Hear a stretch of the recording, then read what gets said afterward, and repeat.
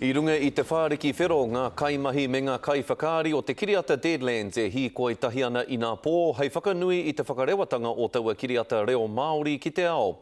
Kei te kūtere mai ngā mihi I ngā mātanga kiriata o tā wāhi ki te kiriata nei, engari ai rānei I hāpai ake, I āta whai ake ngā kaiwhakahaere I te kiriata I ngā tikanga Māori, hei tiaki, hei tā wharau I tō tātou reo me tō tātou ahurea. I reira katoa nā ahuatanga o te whāriki whero, me tōna taera Māori. Nā te kai tapere matua o Lawrence Makuare I arahi te taha tangata whenua mō te pōhiri, me te kaha whakahoki mai a ona hoa kai tapere. He kiriata ki ana I te wehi, ko te kimutu te kaupapa, ko te pakanga te mahi, ko te reo Māori, ka rongohi ake.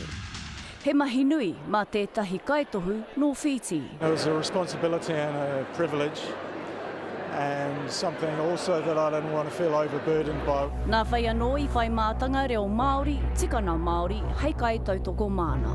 Wāhi aku mā mātou katoa. Ngā mea o ngā kaiwhakaeri kua matatau ki te reo, a kai reira te kohema, a raukura mai. Ngā mea kāreno kia pēra rawa te matatau, nui ke te awhiawhi mā rātou. Ko nā kai tapere e rua Lawrence Makuare rau ka James Rolleston, ētahi kāre e matatau ana ki te reo. Especially not knowing the reo, not being fluent in the reo, that was a challenge in itself. A couple of times I just got pulled aside and they just told me which words, or for example, which words I could emphasise in certain scenes, and yeah, so that really helped me with my performance. Ko te kohe tūhaka tētahi o nā kai tapere e matatau ana ki te reo. Iri te kē aia mō nā kōrero whakahe. Ka kōrero, ka tae mai ki oku taringa o I he tēnei, I āhua rereke tēnei, I āhua rereke tērā.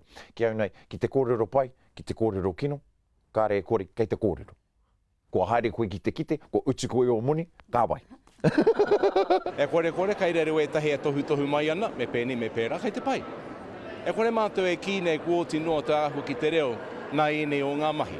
Me te noho pūmau a te kai tohu ki nā kai tapere I whiri ai e ia.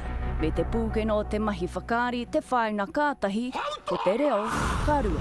The words are only part of the message, but it made me listen more profoundly to what the emotion was. It all comes back to our own people, back home, see what they think.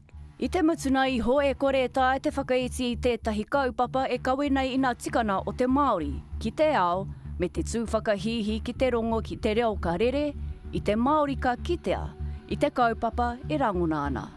Hai te toru te kau o tēnei maramatu whera e nā tatau o tēnei kiriata ki te hapuri. Te Alta Melbourne, te karere.